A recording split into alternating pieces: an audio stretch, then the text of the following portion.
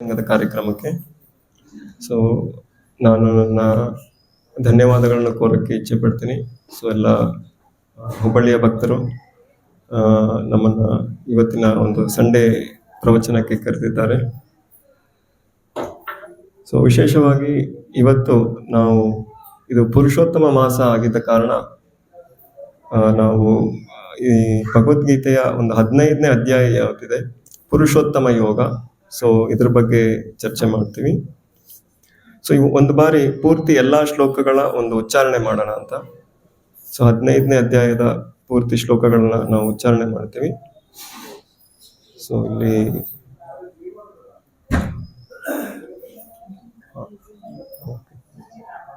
ಗೊತ್ತಲ್ಲ, this is fine. You can, okay, go to Chrome, translate, Google Translate. You can get in Kannada. No, you have to scroll this, all shlokas. Just use Google Translate. Here is option. Chrome browser, there's option for translate. Web page it will translate.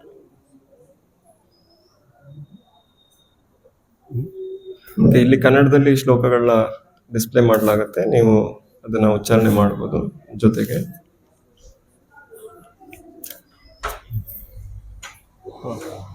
only shlokas, only check the first option, remove the purport, text word to word meaning.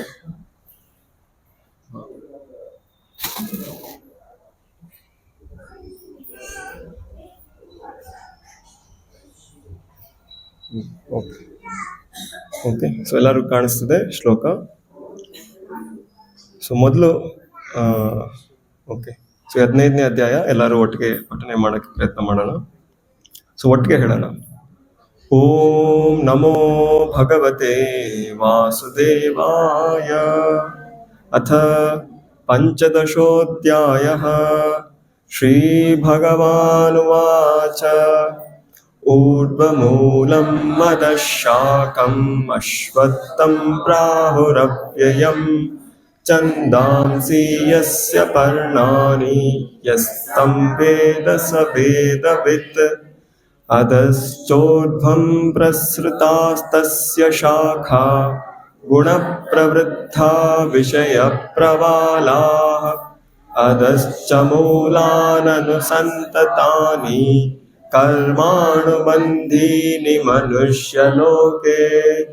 ನ ರೂಪಮಸ್ಯೇಹ ತಥೋಪಲಭ್ಯತೆ ನಾಂತೋ ನ ಚಾದಿರ್ ನ ಚ ಸಂಪ್ರತಿಷ್ಠಾ. ಅಶ್ವತ್ಥಮೇನಂ ಸುವಿರೂಢಮೂಲಂ ಅಸಂಗಶಸ್ತ್ರೇಣ ದೃಢೇನ ಚಿತ್ವಾ. ತತಃ ಪದಂ ತತ್ಪರಿಮಾಗಿತವ್ಯಂ ಯಸ್ಮಿನ್ ಗತಾ ನ ನಿವರ್ತಂತಿ ಭೂಯಃ. ತಮೇವ ಚಾದ್ಯಂ ಪುರುಷಂ ಪ್ರಪದ್ಯೆ ಯತಃ ಪ್ರವೃತ್ತಿಃ ಪ್ರಸೃತಾ ಪುರಾಣಿ. ನಿರ್ಮಾನಮೋಹಾಜಿತಸಂಗದೋಷಾ ಆಧ್ಯಾತ್ಮನಿತ್ಯಾ ವಿನಿವೃತ್ತಕಾಮಾಃ. ದ್ವಂದ್ವೈರ್ವಿಮುಕ್ತಾಃ ಸುಖದುಃಖಸಂಜ್ಞೈರ್ ಗಚ್ಚन्तಮೂಢಾಃ ಪದಮವ್ಯಯಂ ತತ್. ನ ತದ್ಭಾಸಯತೆ ಸೂರ್ಯೋ ನ ಶಶಾಂಕೋ ನ ಪಾವಕಃ. ಯದ್ಗತ್ವಾ ನ ನಿವರ್ತಂತೆ ತದ್ಧಾಮ ಪರಮಂ ಮಮ. ಮಮೈವಾಂಶೋ ಜೀವಲೋಕೆ ಜೀವಭೂತಃ ಸನಾತನಃ. ಮನಸ್ಸಷ್ಟಾಣೀಂದ್ರಿಯಾಣಿ ಪ್ರಕೃತಿಸ್ಥಾನಿ ಕರ್ಷತಿ. ಶರೀರೈ ಯತ್ತವಾಪ್ನೋತಿ ಯಚ್ಚಾಪುತ್ಕ್ರಾಮತೀಶ್ವರಃ. ಗೃಹೀತ್ವೈತಾನಿ ಸಂಯಾತಿ ವಾಯುರ್ಗಂಧಾನಿ ವಾಶಯಾತ್. ಶ್ರೋತ್ರಂ ಚಕ್ಷುಸ್ಪರ್ಶನಂ ಚ ರಸನಂ ಘ್ರಾಣಮೇವ ಚ. ಅಧಿಷ್ಠಾಯ ಮನಶ್ಚಾಯಂ ವಿಷಯಾನ್ ಉಪಸೇವತೆ. ಉತ್ಕ್ರಾಮಂತಂ ಸ್ಥಿತಂ ವಾಪಿ ಭುಂಜಾನಂ ವಾ ಗುಣಾನ್ವಿತಂ. ವಿಮೂಢಾನಾನುಪಶ್ಯಂತಿ ಪಶ್ಯಂತಿ ಜ್ಞಾನಚಕ್ಷುಷಃ. ಯತಂತೋ ಯೋಗಿನಶ್ಚೈನಂ ಪಶ್ಯಂತ್ಯಾತ್ಮನ್ಯವಸ್ಥಿತಂ ಯತಂತೋಪ್ಯಕೃತಾತ್ಮಾನೋ ನೈನಂ ಪಶ್ಯಂತ ಚೇತಸಃ ಯದಾದಿತ್ಯಗತಂ ತೇಜೋ ಜಗದ್ಭಾಸಯತೆಖಿಲಂ ಯಚ್ಚಂದ್ರಮಸಿ ಯಚ್ಚಾಗ್ನೋ ತತ್ತೇಜೋ ವಿದ್ಧಿ ಮಾಮಕಂ ಗಾಮಾವಿಶ್ಯ ಚ ಭೂತಾನಿ ಧಾರಯಾಮ್ಯಹಮೋಜಸಾ ಪುಷ್ಣಾಮಿ ಚೌಷಧಿ ಸರ್ವಾ ಸೋಮೋ ಭೂತ್ವಾ ರಸಾತ್ಮಕಃ ಅಹಂ ವೈಶ್ವಾನರೋ ಭೂತ್ವಾ ಪ್ರಾಣಿನಾಂ ದೇಹಮಾಶ್ರಿತಃ ಪ್ರಾಣಾಪಾನಸಮಾಯುಕ್ತಃ ಪಚಾಮ್ಯನ್ನಂ ಚತುರ್ವಿಧಂ ಸರ್ವಸ್ಯ ಚಾಹಂ ಹೃದಿ ಸನ್ನಿವಿಷ್ಟೋ ಮತ್ತಃ ಸ್ಮೃತಿಜ್ಞಾನಮಪೋಹನಂ ಚ ವೇದೈಶ್ಚ ಸರ್ವೈರಹಮೇವ ವೇದ್ಯೋ ವೇದಾಂತಕೃತ್ ವೇದವಿದ್ದೇವ ಚಾಹಂ ದ್ವಾಮಿಮೌ ಪುರುಷೌ ಲೋಕೆ ಶರಶ್ಚಾಕ್ಷರ ಏವ ಚ ಕ್ಷರಃ ಸರ್ವಾಣಿ ಭೂತಾನಿ ಕೂಟಸ್ಥೋಕ್ಷರ ಉಚ್ಯತೆ ಉತ್ತಮಃ ಪುರುಷಸ್ತ್ವನ್ಯಃ ಪರಮಾತ್ಮೇತ್ಯುದಾಹೃತಃ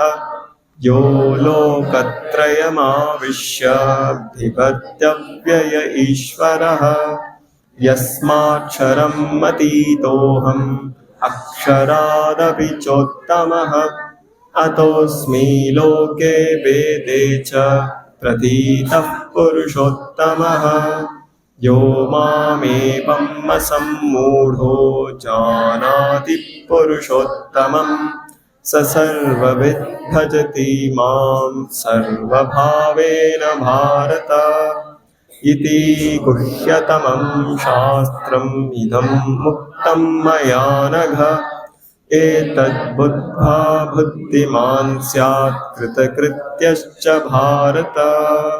ಓಂ ತತ್ಸತ್ ಇತಿ ಶ್ರೀಮದ್ಭಗವದ್ಗೀತಾಸೂಪನಿಷತ್ಸು ಬ್ರಹ್ಮವಿದ್ಯಾಯಾಂ ಯೋಗಶಾಸ್ತ್ರೇ ಶ್ರೀಕೃಷ್ಣಾರ್ಜುನ ಸಂವಾದೆ ಪುರುಷೋತ್ತಮಯೋಗೋ ನಾಮ ಪಂಚದಶೋಧ್ಯಾಯಃ. ಹರೇ ಕೃಷ್ಣ. ಸೊ ಎಲ್ಲರಿಗೂ ಸ್ವಾಗತ.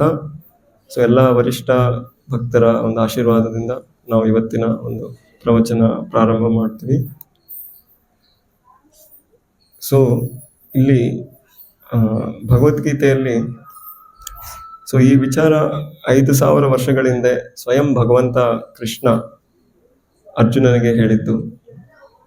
ಸೊ ಈ ಭಗವದ್ಗೀತೆ ಜ್ಞಾನ ಏನಿದೆ, ಸೊ ಇದು ತಿಳಿದ್ರೆ ಸೊ ಗೀತಾ ಮಹಾತ್ಮ್ಯ ಶ್ರೀಪಾದ್ ಶಂಕರಾಚಾರ್ಯ ಅವರು ಹೇಳ್ತಾರೆ, ಈ ರೀತಿ ನಾವು ಈ ಜಗತ್ತಲ್ಲಿ ಸೊ ನಾವು ಪ್ರತಿದಿನ ಸ್ನಾನ ಮಾಡ್ತೀವಿ, ಹೌದಲ್ಲ? ಸ್ನಾನ ಮಾಡಿದ್ರೆ ನಮ್ಮ ಶರೀರ ಸ್ವಚ್ಛ ಆಗತ್ತೆ. ಸೊ ಅದೇ ರೀತಿ ಜನರು ಗಂಗೆಯಲ್ಲಿ ಹೋಗಿ ಸ್ನಾನ ಮಾಡ್ತಾರೆ. ನಾವು ತೀರ್ಥಯಾತ್ರೆ ಮಾಡಿ ಗಂಗೆಯಲ್ಲಿ ಹೋಗಿ ಸ್ನಾನ ಮಾಡಿದ್ರೆ ನಮ್ಮ ಪಾಪಗಳೆಲ್ಲ ನಾಶ ಆಗತ್ತೆ ಅಂತ. ಸೊ ಅದೇ ರೀತಿ ಯಾಕಂದ್ರೆ ಗಂಗೆ ಬಂದು ಭಗವಂತನ ಒಂದು ಚರಣ ಕಮಲದಿಂದ ಬಂದಿದೆ.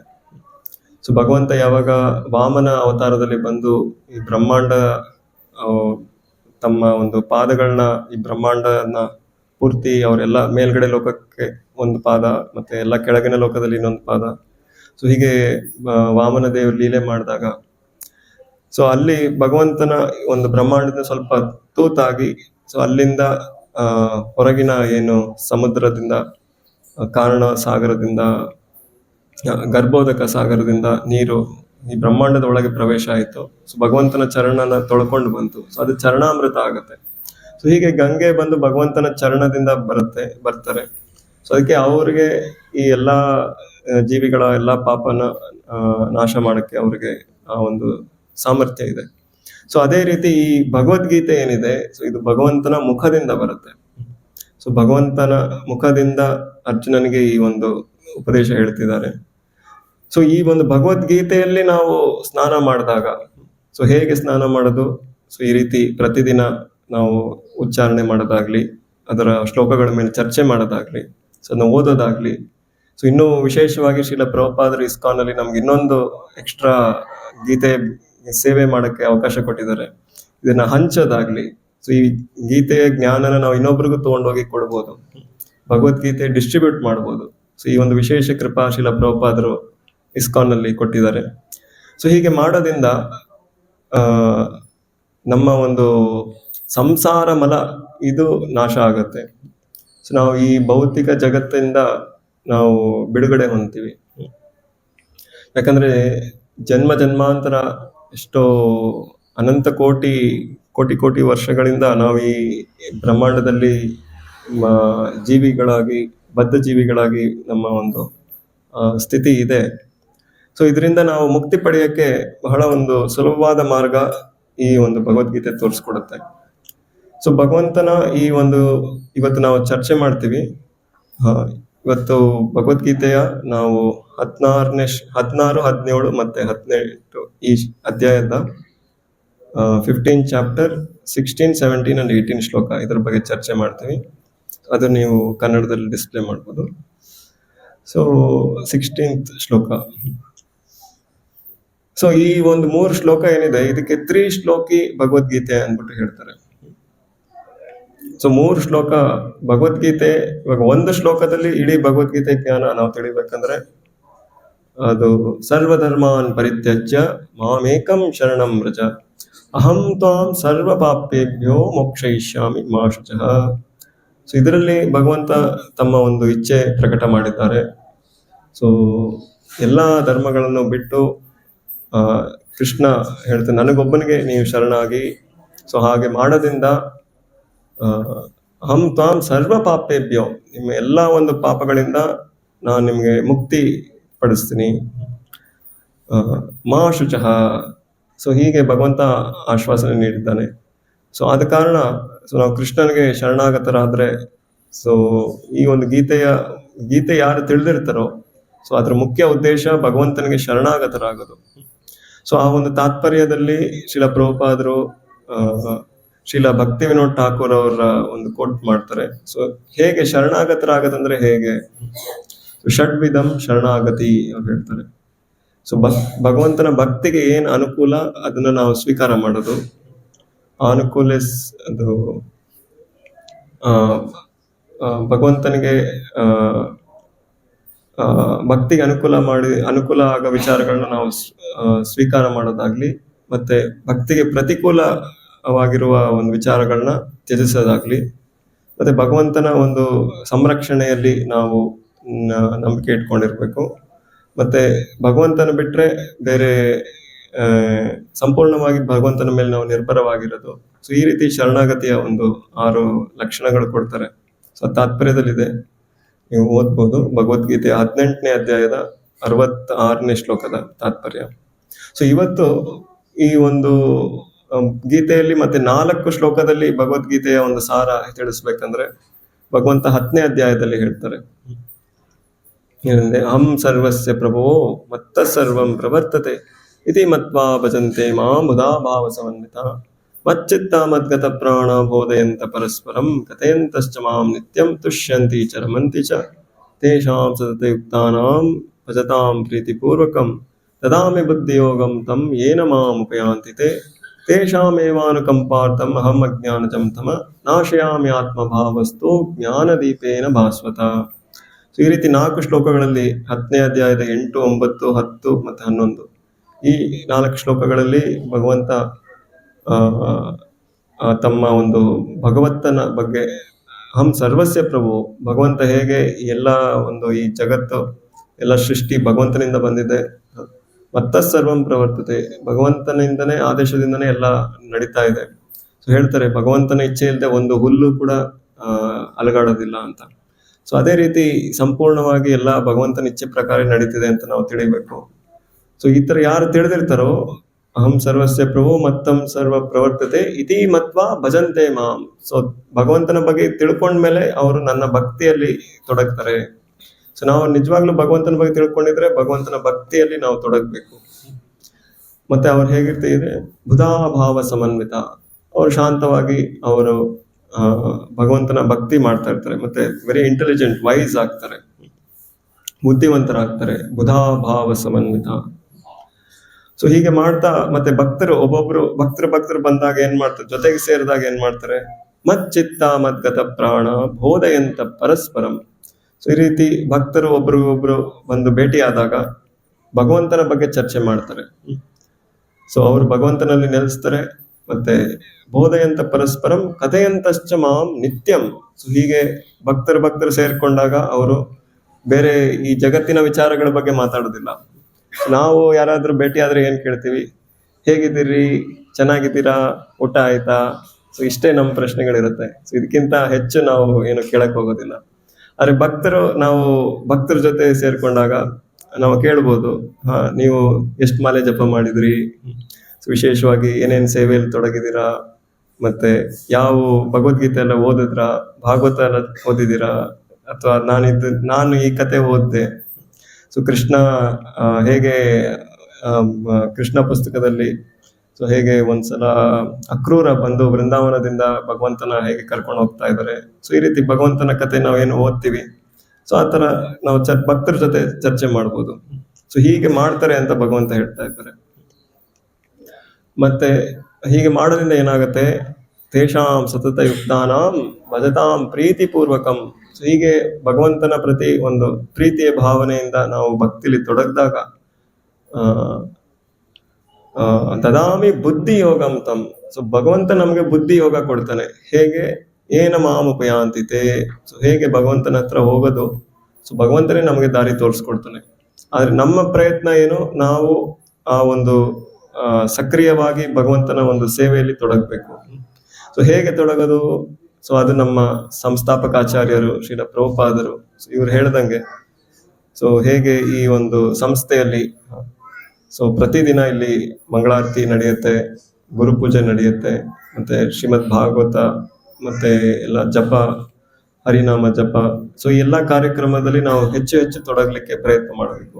ಸೊ ಅಟ್ಲೀಸ್ಟ್ ಆದಷ್ಟು ವಾರಕ್ಕೆ ಒಂದಿನಾದ್ರೂ ಬರೋಕ್ಕೆ ಪ್ರಯತ್ನ ಮಾಡ್ಬೋದು, ರವಿವಾರದ ಕಾರ್ಯಕ್ರಮ.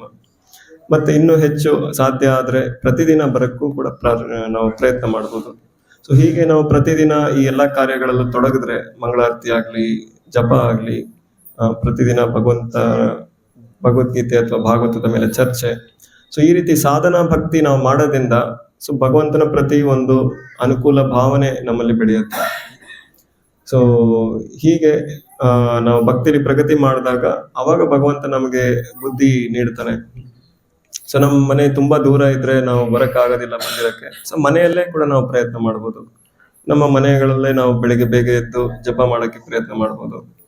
ಸೊ ಹೀಗೆ ನಾವು ಎಲ್ಲೇ ಇರಲಿ, ನಾವು ಮಂದಿರದಲ್ಲೇ ಇರ್ತೀವಿ ಅಥವಾ ಮನೆಯಲ್ಲೇ ಇರ್ತೀವಿ, ಸೊ ಎಲ್ಲಿದ್ರೂ ನಾವು ಈ ರೀತಿ ಸಾಧನ ಭಕ್ತಿ ಸಾಧನೆ, ಈ ನವವಿಧ ಭಕ್ತಿ ಏನಿದೆ, ಸೊ ಈ ಸಾಧನೆಯಲ್ಲಿ ನಾವು ತೊಡಗಲಿಕ್ಕೆ ಪ್ರಯತ್ನ ಮಾಡಬೇಕು. ಸೊ ಇದರಿಂದ ಶ್ರೀಲ ಪ್ರಭುಪಾದರು ಮತ್ತೆ ಭಗವಂತ ಅವರು ಪ್ರಸನ್ನರಾಗ್ತಾರೆ.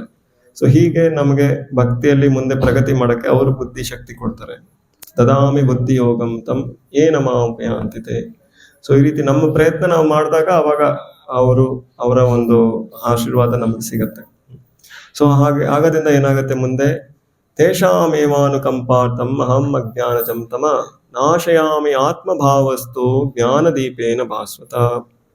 ಸೊ ಹೀಗೆ ಮಾಡೋದ್ರಿಂದ ಭಕ್ತಿ ಕ್ರಿಯೆಯಲ್ಲಿ ನಾವು ತೊಡಗಿದಾಗ ಸೊ ಅವಾಗ ನಮ್ಮ ಹೃದಯದಲ್ಲಿರೋ ಒಂದು ಅಜ್ಞಾನ ಹೋಗುತ್ತೆ.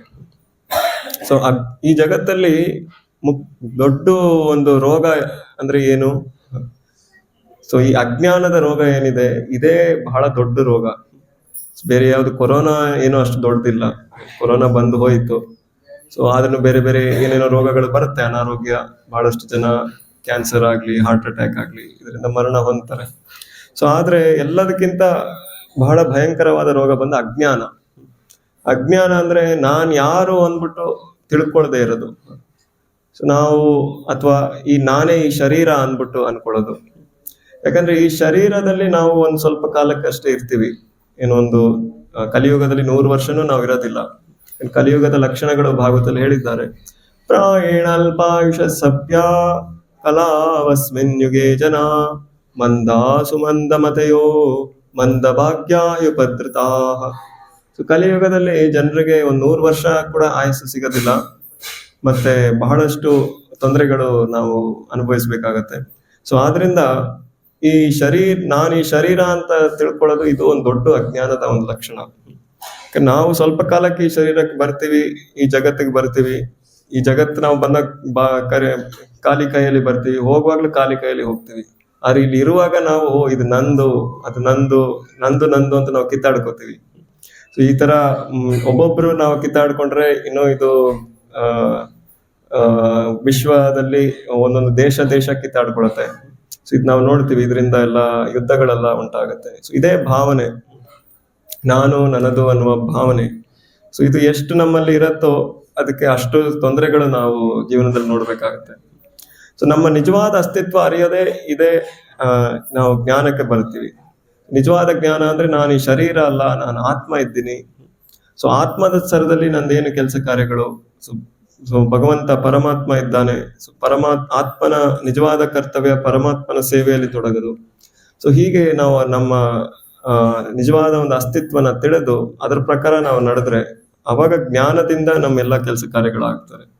ಸೊ ಈ ಜ್ಞಾನಕ್ಕೆ ನಾವು ಬರ್ಬೇಕಂದ್ರೆ ಈ ಸತ್ವಗುಣಕ್ಕೆ ಬರ್ಬೇಕಾಗತ್ತೆ.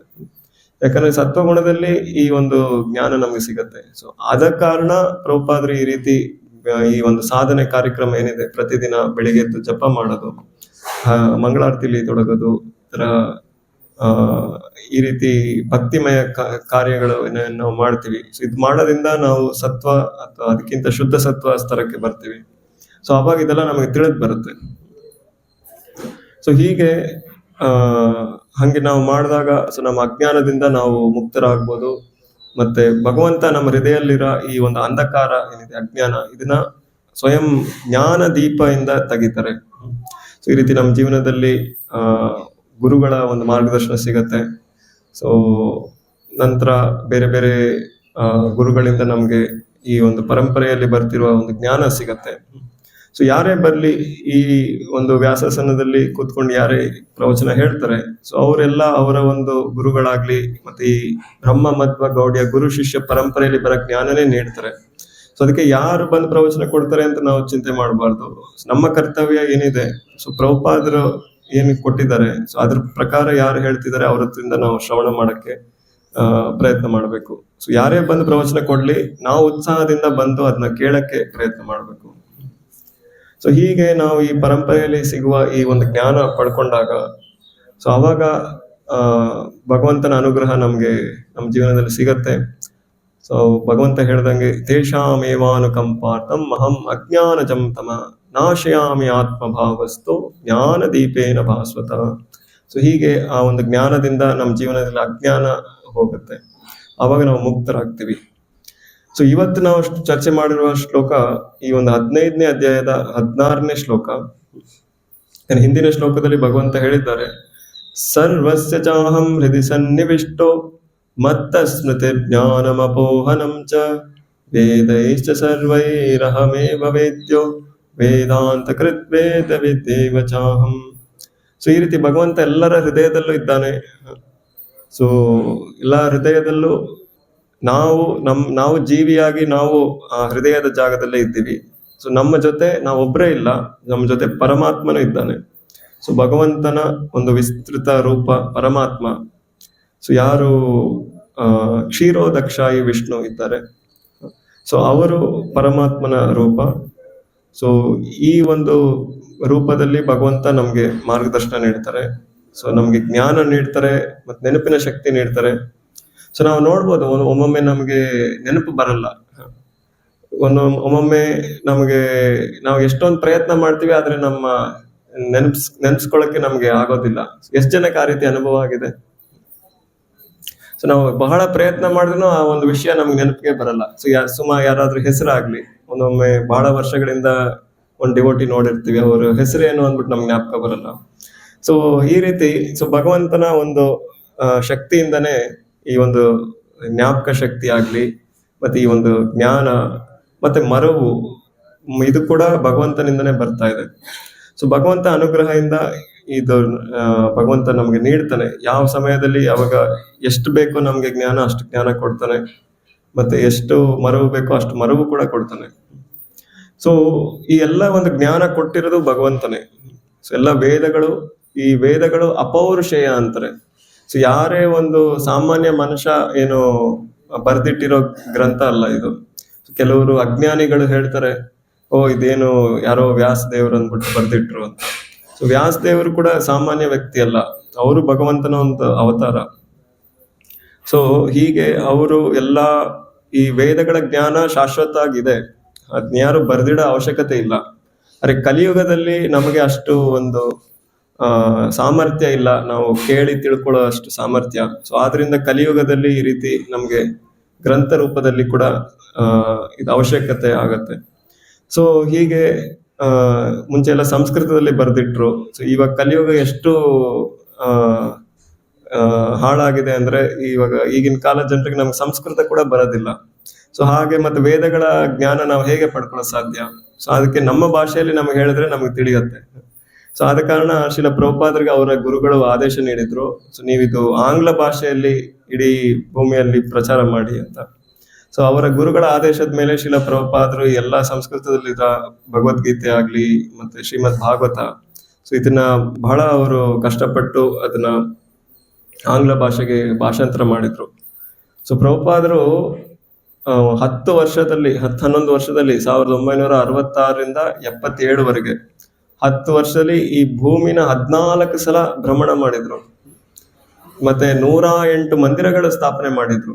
ಸೊ ಈ ರೀತಿ ನಮ್ಮ ಸೆಂಟರ್ ಏನಿದೆ ಹುಬ್ಬಳ್ಳಿಯಲ್ಲಿ ಈ ಒಂದು ಶಾಖೆ, ಇದೇ ರೀತಿ ಪ್ರಭುಪಾದರು ವಿಶ್ವ ಇಡೀ 108 ಈ ತರ ಮಂದಿರಗಳು ಸ್ಥಾಪನೆ ಮಾಡಿದ್ರು. ಇದಷ್ಟೇ ಅಲ್ಲ, ಅವರು ಶ್ರೀಮದ್ ಭಾಗವತ ಅದ್ರ ಜೊತೆಗೆ ಇನ್ನೂ ಎಷ್ಟು ಸಣ್ಣ ಪುಸ್ತಕಗಳು, ಟೋಟಲ್ 80ಕ್ಕೂ ಹೆಚ್ಚು ಗ್ರಂಥಗಳನ್ನ ಅವರು ಅನುವಾದ ಮಾಡಿದ್ರು. ಮತ್ತೆ ಸಾವಿರಾರು ಶಿಷ್ಯಂದ್ರಿಗೆ ಅವರು ಮಾರ್ಗದರ್ಶನ ನೀಡ್ತಿದ್ರು ಭಕ್ತಿಯಲ್ಲಿ ಪ್ರಗತಿ ಮಾಡಕ್ಕೆ. ಮತ್ತೆ ಪ್ರತಿದಿನ ಅವರು ಪತ್ರಗಳ ಮೂಲಕ ಇದೆಲ್ಲ ನೋಡ್ಕೊತಾ ಇದ್ರು. ಸೊ ಅವಾಗ ಫೋನ್ ಇರ್ಲಿಲ್ಲ, ವಾಟ್ಸ್ಆಪ್ ಇರ್ಲಿಲ್ಲ. ಸೊ ನಾವು ಇವಾಗ ಹೇಳ್ತೀವಿ ಫೋನ್ ಇಲ್ಲ ಅಂದ್ರೆ ನಮ್ಗೇನ್ ಕೆಲಸ ಆಗಲ್ಲ ಅಂದ್ಬಿಟ್ಟು. ಸೊ ಆದ್ರೆ ಇದೆಲ್ಲ ಇಲ್ಲದೆ ಇರುವಾಗ ಶ್ರೀಲ ಪ್ರಭುಪಾದರು ಈ ಒಂದು ಸಂಸ್ಥೆ ನಡೆಸಿದ್ದಾರೆ, ಬರೀ ಪತ್ರಗಳ ಮೂಲಕ, ಭಕ್ತರನ್ನ ಭೇಟಿ ಆಗೋದ ಮೂಲಕ. ಸೊ ಈ ರೀತಿ ಈ ಒಂದು ಇಸ್ಕಾನ್ ಸಂಸ್ಥೆ ಅವರು ಮತ್ತೆ ಸೊ ಪ್ರತಿದಿನ ಬೆಳಿಗ್ಗೆ ಅವರು ರಾತ್ರಿ 10 ಗಂಟೆಗೆ ಮಲಗ್ತಿದ್ರು, 10ರಿಂದ 12-1 ಗಂಟೆಗೆ ಎದ್ಬಿಡ್ತಿದ್ರು. ಸೊ ಮಧ್ಯರಾತ್ರಿ 1 ಗಂಟೆಯಿಂದ 4-5 ಗಂಟೆ ತನಕ ಈ ಎಲ್ಲ ಸಂಸ್ಕೃತದ ಗ್ರಂಥದ ಎಲ್ಲಾ ಆಚಾರ್ಯರ ಒಂದು ಟೀಕೆ ಟಿಪ್ಪಣಿ ಎಲ್ಲ ರೆಫರ್ ಮಾಡಿ ತಮ್ಮ ಈ ಒಂದು ತಾತ್ಪರ್ಯ ನೀಡ್ತಾ ಇದ್ರು. ಸೊ ಅದರಿಂದ ಶ್ರೀಲ ಪ್ರಭುಪಾದರ ತಾತ್ಪರ್ಯ ಏನಿದೆ ಇದು ಬಹಳ ವಿಶೇಷವಾದ ತಾತ್ಪರ್ಯ. ಸೊ ಎಲ್ಲಾ ಆಚಾರ್ಯರ ಒಂದು ವಿಷಯ ಇದು ಈ ಪ್ರಭುಪಾದರ ತಾತ್ಪರ್ಯದಲ್ಲಿದೆ. ಸೊ ಅದರಿಂದ ಬಹಳ ಗಮನ ಕೊಟ್ಟು ನಾವು ಪ್ರಭುಪಾದರ ತಾತ್ಪರ್ಯಗಳೆಲ್ಲ ಅಧ್ಯಯನ ಮಾಡಬೇಕು. ಸೊ ಇದರಲ್ಲಿ ಇವತ್ತು ನಾವು ನೋಡ್ತೀವಿ ಈ ಒಂದು 16ನೇ ಅಧ್ಯಾಯ. ನಾನು ಸ್ವಲ್ಪ ಇಂಗ್ಲಿಷಲ್ಲಿ ಓದ್ತೀನಿ, ನೀವು ಕನ್ನಡದಲ್ಲಿ ರೆಫರ್ ಮಾಡ್ಬೋದು, ಹಾಗೆ ಸ್ಕ್ರಾಲ್ ಮಾಡಿ. ಸೊ ದ್ವಾಮಿಮೌ ಪುರುಷೌ ಲೋಕೆ ಕ್ಷರಶ್ಚಾಕ್ಷರ ಏವಚ ಕ್ಷರ ಸರ್ವಾಣಿ ಭೂತಾನಿ ಕೂಟಸ್ಥೋಕ್ಷರ ಉಚ್ಯತೆ. There are 2 classes of beings, the fallible and the infallible. In the material world, every living entity is fallible, and in the spiritual world, every living entity is called infallible. Purport. So ಇಲ್ಲಿ ಏನ್ ಹೇಳ್ತಾರೆ, ಈ ಭೌತಿಕ ಜಗತ್ತಲ್ಲಿ ಎಲ್ಲ ಕ್ಷರ ಜೀವಿಗಳಿದ್ದಾರೆ. So ಈ ಜೀವಿಯಲ್ಲಿ ಇರಲ್ಲ ಬದ್ಧ ಜೀವಿಗಳು, ಇವರಿಗೆ ಶರ ಅಂದ್ಬಿಟ್ಟು ಹೇಳ್ತಾರೆ. ಅಂದ್ರೆ ನಾವೆಲ್ಲ ಬದ್ಧ ಜೀವಿಗಳಿದ್ದೀವಿ. ಆದ್ರೆ ವೈಕುಂಠ ಜಗತ್ ಕೂಡ ಇದೆ. ಸೊ ಇದು ಶ್ರುತಿ ಮಂತ್ರದಲ್ಲಿ ಹೇಳ್ತಾರೆ, ಭಗವಂತನ ಒಂದು ತ್ರಿಪಾದ ವಿಭೂತಿ ಇದೆ. ಸೊ ವೈಕುಂಠ ಜಗತ್ತು 3ರಷ್ಟು ಇದೆ, ಮತ್ತೆ ಈ ಜಗತ್ತು ಏಕಪಾದ. ಸೊ ಈ ಜಗತ್ತು ಎಷ್ಟಿದೆಯೋ ಇದಕ್ಕಿಂತ 3 times ದೊಡ್ಡದು ಆಧ್ಯಾತ್ಮಿಕ ಜಗತ್ತು, ವೈಕುಂಠ ಜಗತ್ತಿದೆ. ಸೊ ಅಲ್ಲಿ ಇರೋರೆಲ್ಲ ಮುಕ್ತ ಆತ್ಮಗಳಿದ್ದಾರೆ, ಅವರಿಗೆ ಅಕ್ಷರ ಜೀವಿಗಳು ಅಂತಾರೆ. ಸೊ ಅವ್ರು ಯಾವತ್ತೂ ಈ ಜಗತ್ತಿಗೆ ಬರೋದಿಲ್ಲ. ಸೊ ಈ ಜಗತ್ತಲ್ಲಿರೋ ಜೀವಿಗಳು ಕ್ಷರ ಯಾರಿದ್ದಾರೆ, ಸೊ ಹೀಗೆ ಈ ಜಗತ್ತಲ್ಲಿರೋ ಜೀವಿಗಳಿಗೆ ಕ್ಷರ ಅಂತಾರೆ. ಮತ್ತೆ ಆ ಭಗವಂತನ ನಿತ್ಯಧಾಮ ವೈಕುಂಠ ಲೋಕದಲ್ಲಿ ಇರೋರಿಗೆಲ್ಲ ಅಕ್ಷರ ಅಂತಾರೆ. So, as already explained, the Lord in his incarnation as Vyasadeva compiled the Vedanta Sutra. Here, the Lord is giving in summary the contents of the Vedanta Sutra. He says that the living entities who are innumerable can be divided into two classes, the fallible and the infallible. The living entities are eternally separated parts and parcels of the Supreme Personality of Godhead. When they are in contact with the material world, they are called Jiva Bhuta, and the Sanskrit words given here, Shara Sarvani Bhutani, mean that they are fallible. Those who are in oneness with the Supreme Personality of Godhead, however, are called infallible. Oneness does not mean that they have no individuality, but there is no disunity. They are all agreeable to the purpose of the creation. Of course, in the spiritual world, there is no such thing as creation, but since the Supreme Personality of Godhead, as stated in the Vedanta Sutra, is the source of all emanation, that conception is explained. So ಅಲ್ಲಿ ವೈಕುಂಠ ಜಗತ್ತಲ್ಲಿರೋ ಎಲ್ಲ ಜೀವಿಗಳು ಭಗವಂತನ ಜೊತೆ ಒಂದಾಗಿದ್ದಾರೆ ಅಂದ್ಬಿಟ್ಟು ಹೇಳ್ತಾರೆ. So ಒಂದಾಗಿದ್ದಾರೆ ಅಂದ್ರೆ ಅವರ ಅಸ್ತಿತ್ವ ಇಲ್ಲ ಅಂತಲ್ಲ, ಅವರು ಕೂಡ ವ್ಯಕ್ತಿಗಳಿದ್ದಾರೆ. ಮತ್ತೆ ಅವರು ಭಗವಂತ ಮತ್ತೆ ಜೀವಿಗಳ ಯಾರು ವೈಕುಂಠ ವಾಸಿಗಳಿದ್ದಾರೆ ಅವರ ಒಂದು ವಿಚಾರಗಳಲ್ಲಿ ಭಿನ್ನತೆ ಇಲ್ಲ. ಸೊ ಭಗವಂತನ ಇಚ್ಛೆ ಪ್ರಕಾರನೇ ಎಲ್ಲ ವೈಕುಂಠ ವಾಸಿಗಳು ನಡೀತಾರೆ. ಆದ್ರೆ ಈ ಜಗತ್ತಲ್ಲಿ ಭಗವಂತನ ಇಚ್ಛೆ ಪ್ರಕಾರ ನಾವು ನಡೆದ್ರೆ ಅವಾಗ ನಮಗೇನು ಸಮಸ್ಯೆ ಬರಲ್ಲ. ಆದ್ರೆ ಭಗವಂತನ ಇಚ್ಛೆ ನಾವು ತಿಳಿದೆ ನಮ್ಮಷ್ಟಕ್ಕೆ ನಾವು ನಮ್ಮ ಒಂದು ಸ್ವಾರ್ಥನ ನಾವು ಈ ಭೌತಿಕ ಜಗತ್ತಲ್ಲಿ ಪ್ರಭುತ್ವನ ನಾವು ಪ್ರದರ್ಶನೆ ಮಾಡಕ್ಕೆ ಪ್ರಯತ್ನ ಮಾಡಿದ್ರೆ ಸೊ ಅವಾಗ ಎಲ್ಲ ಕಷ್ಟಗಳು ಸಮಸ್ಯೆಗಳು ನಾವು ಜೀವನದಲ್ಲಿ ನೋಡ್ತೀವಿ.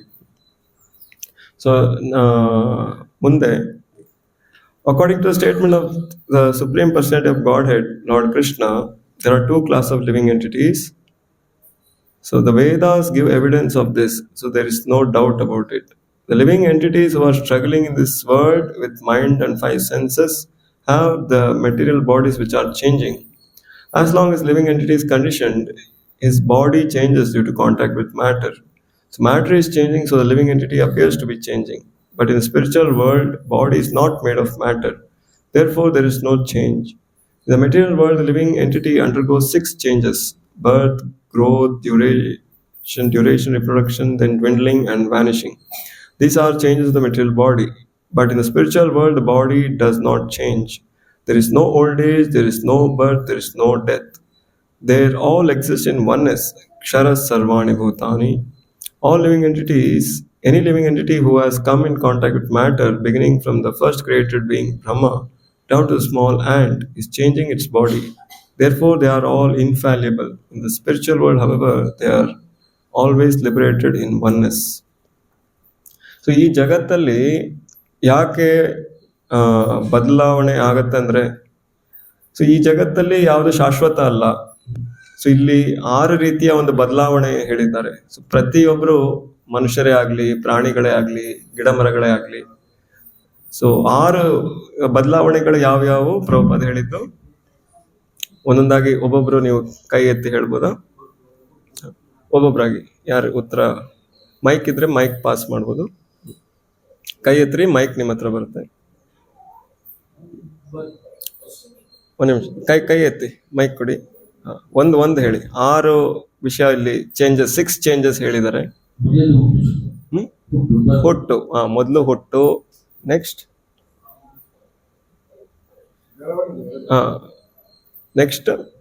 ಹುಟ್ಟಿದ ಮೇಲೆ ಬೆಳವಣಿಗೆ ಆಗತ್ತೆ. ಓಕೆ, ಬೆಳವಣಿಗೆ. ಸೊ ಬರ್ತ್ ಮತ್ತೆ ಗ್ರೋತ್ ಆಯ್ತು. ವೃದ್ಧಾಪ್ಯ ಕೊನೆಯದಾಯ್ತು. ಮೊದಲು ಹುಟ್ಟು ಆಗತ್ತೆ, ಮತ್ತೆ ಅವರ ಬೆಳವಣಿಗೆ ಆಗತ್ತೆ. ನಂತರ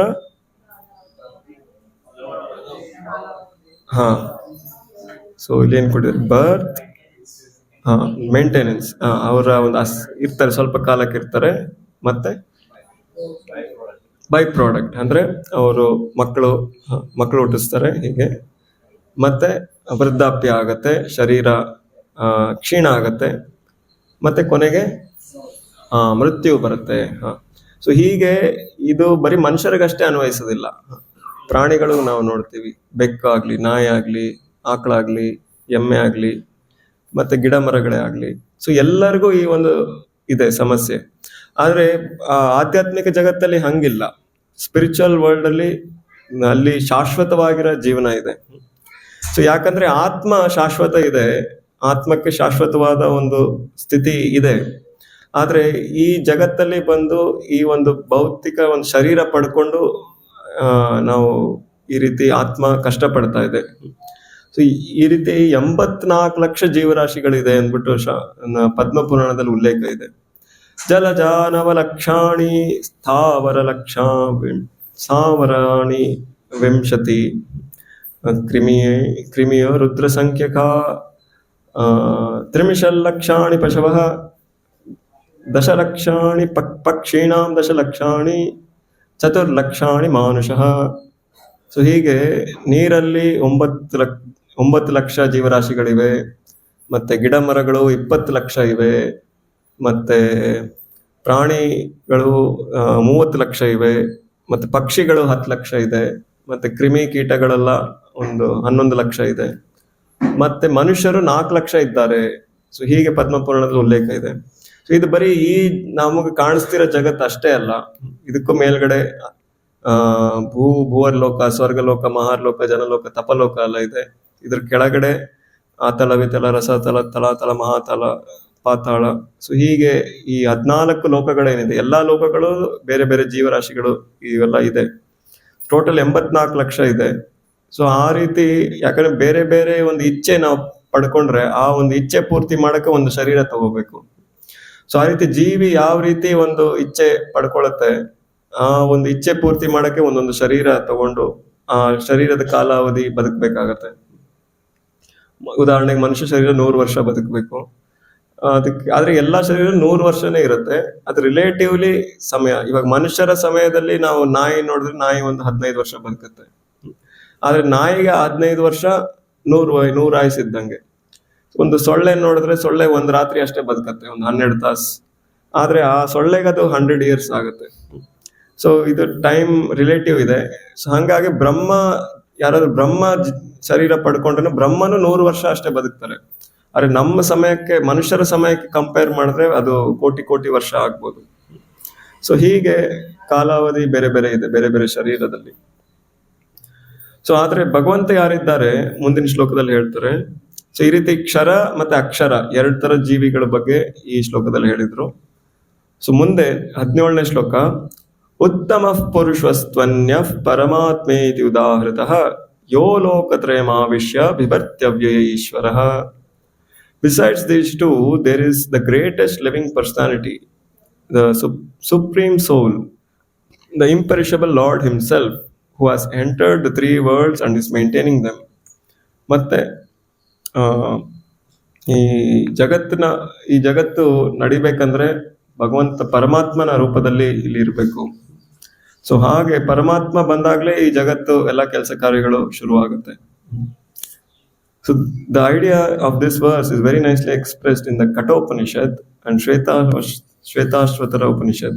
It is clearly stated that above the innumerable living entities, some of whom are conditioned and some of whom are liberated, there is Supreme Personality who is Paramatma.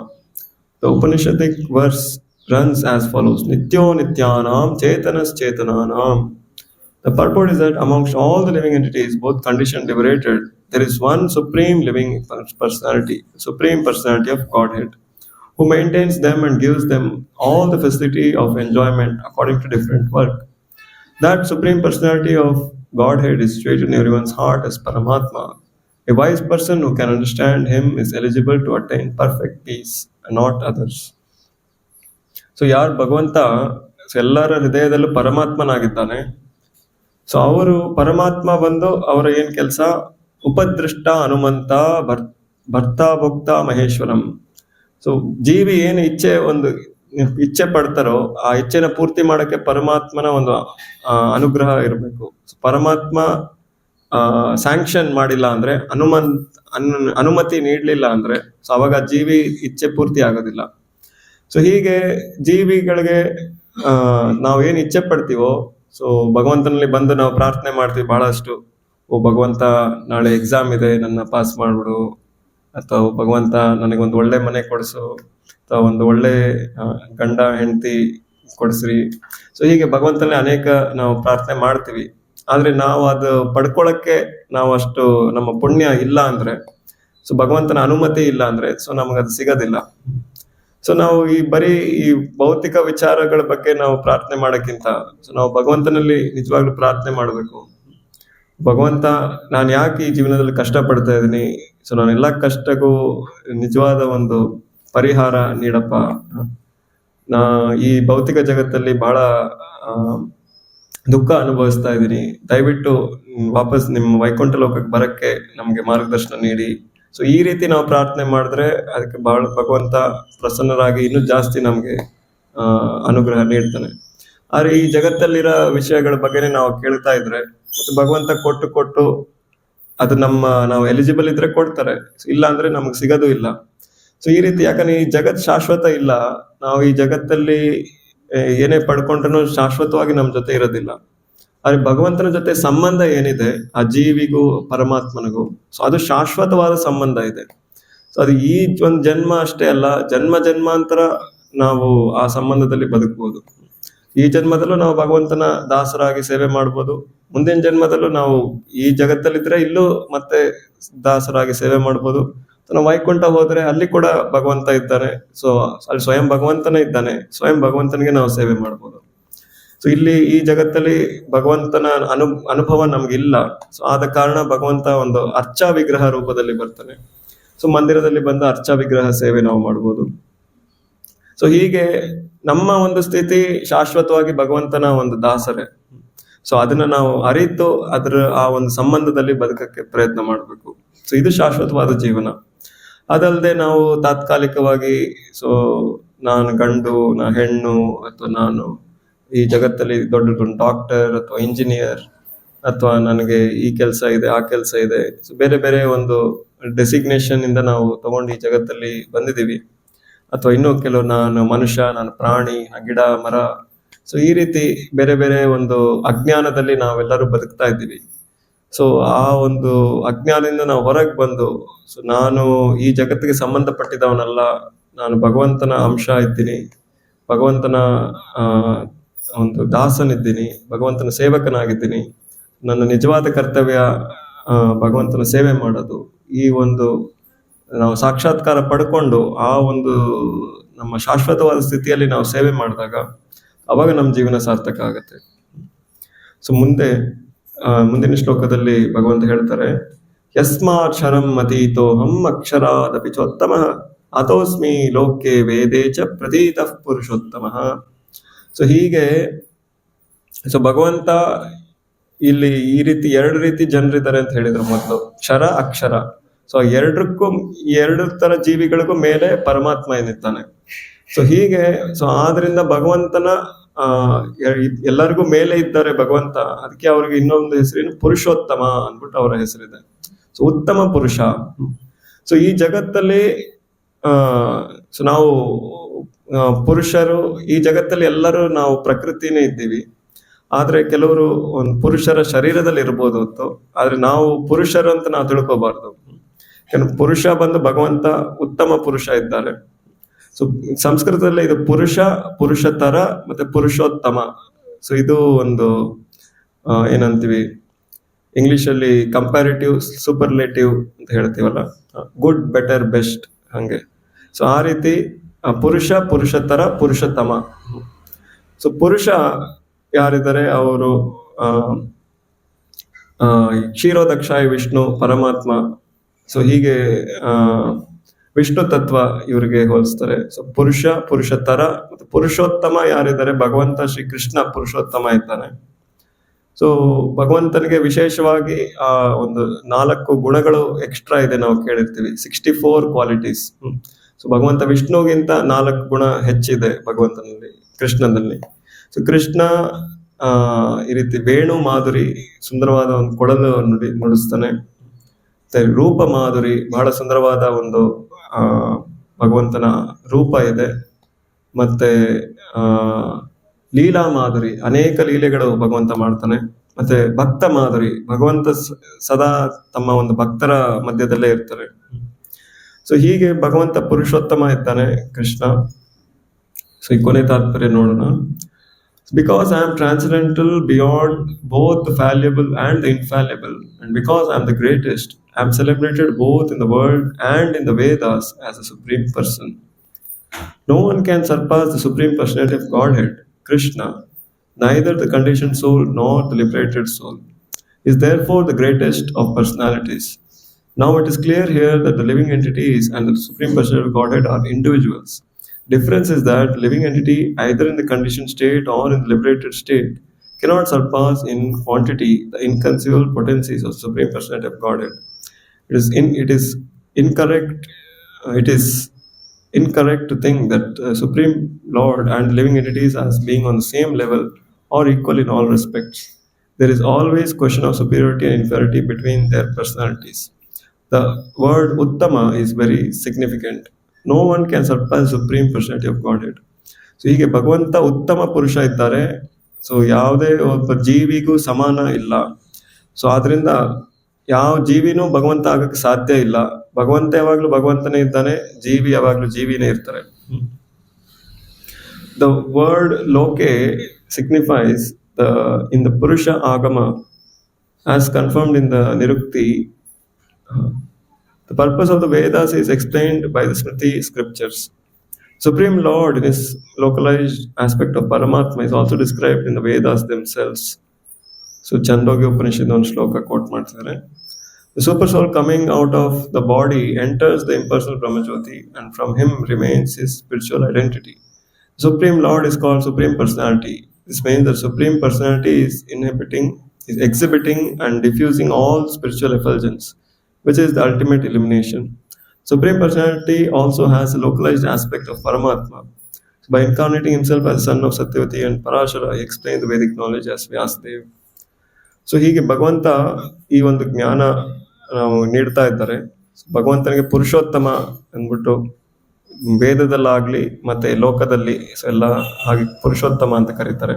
So ಕೃಷ್ಣನಿಗೆ ಲೀಲಾ ಪುರುಷೋತ್ತಮ ಅಂತ ಕರೀತಾರೆ. ಶ್ರೀ ರಾಮಚಂದ್ರ ಅವರಿಗೆ ಮರ್ಯಾದಾ ಪುರುಷೋತ್ತಮ. ಸೊ ಹೀಗೆ ಪುರುಷೋತ್ತಮ ಭಗವಂತ ಇದ್ದಾನೆ. ಸೊ ವಿಶೇಷವಾಗಿ ಈ ಒಂದು ಮಾಸ ಕೂಡ ಪುರುಷೋತ್ತಮ ಮಾಸ ಇದೆ.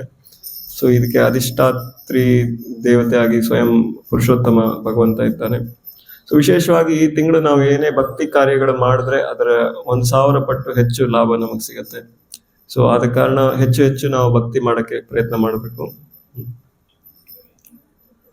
ಸೊ ಹೀಗೆ ನಾವು ಇಷ್ಟು ವಿಷಯಗಳು ಇವತ್ತು ಚರ್ಚೆ ಮಾಡಿದ್ವಿ. ನಾವು ಚರ್ಚೆ ಮಾಡಿರೋ ವಿಷಯಗಳ ಬಗ್ಗೆ ಯಾರಿಗಾದ್ರೂ ಪ್ರಶ್ನೆ, ಸಂಶಯ, ಇನ್ನು ನೀವೇನಾದ್ರೂ ಆಡ್ ಮಾಡ್ಬೇಕಂತ ಬಯಸಿದ್ರೆ ಮಾಡ್ಬೋದು. ಹರೇ ಕೃಷ್ಣ ಕೃಷ್ಣ ಕೃಷ್ಣ ಹರೇ ಹರೇ, ಹರೇ ರಾಮ ರಾಮ ರಾಮ ಹರೇ ಹರೇ. ಯಾರಿಗಾದ್ರೂ ಏನಾದರೂ ಪ್ರಶ್ನೆಗಳಿದ್ರೆ ಕೈ ಎತ್ಬೋದು, ಮೈಕ್ ನಿಮ್ಮ ಹತ್ರ ಬರುತ್ತೆ.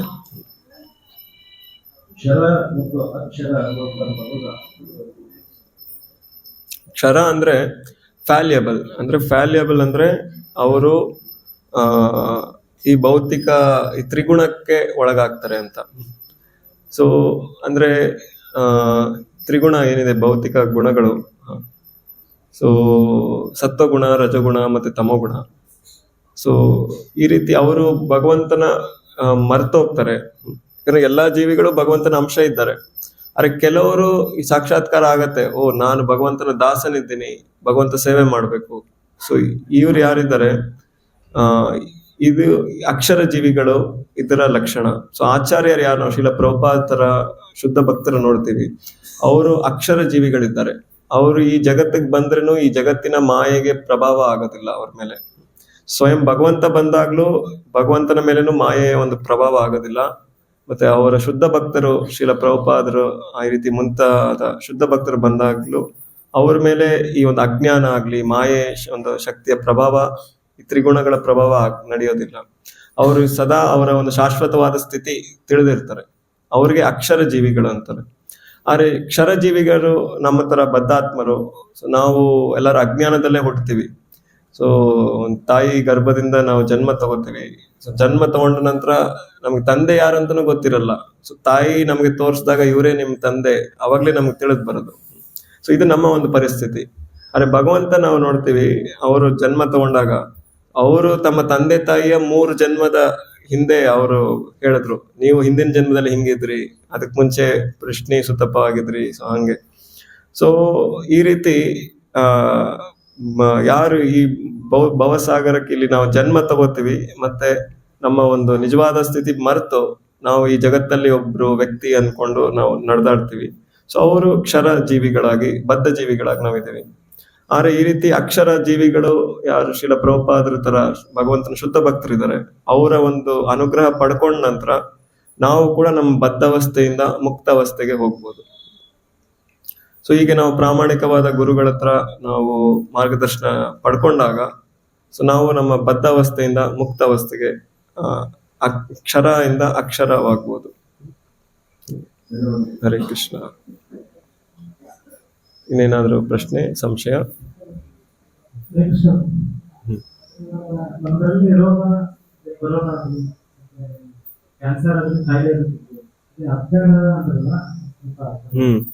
ಸೊ ಇದು ಶರೀರಕ್ಕೆ ಬರೋ ರೋಗಗಳು, ಕ್ಯಾನ್ಸರ್ ಆಗ್ಲಿ, ಕೊರೋನಾ ಆಗ್ಲಿ.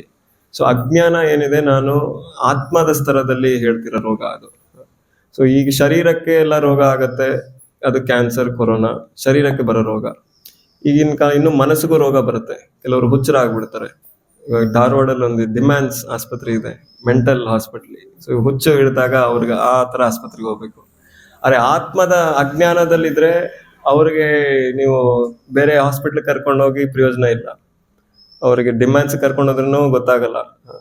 ಬೇರೆ ಸಿವಿಲ್ ಹಾಸ್ಪಿಟ್ಲ್ ಆಗ್ಲಿ, SDM ಕರ್ಕೊಂಡೋದ್ರೂ ಅವ್ರಿಗೂ ಟ್ರೀಟ್ಮೆಂಟ್ ಕೊಡೋಕ್ಕಾಗಲ್ಲ. ಸೊ ಅಂತ ವ್ಯಕ್ತಿಗಳಿಗೆ ನೀವು ಇಲ್ಲಿ ಇಸ್ಕಾನ್ ಕರ್ಕೊಂಡ್ ಬರ್ಬೇಕು.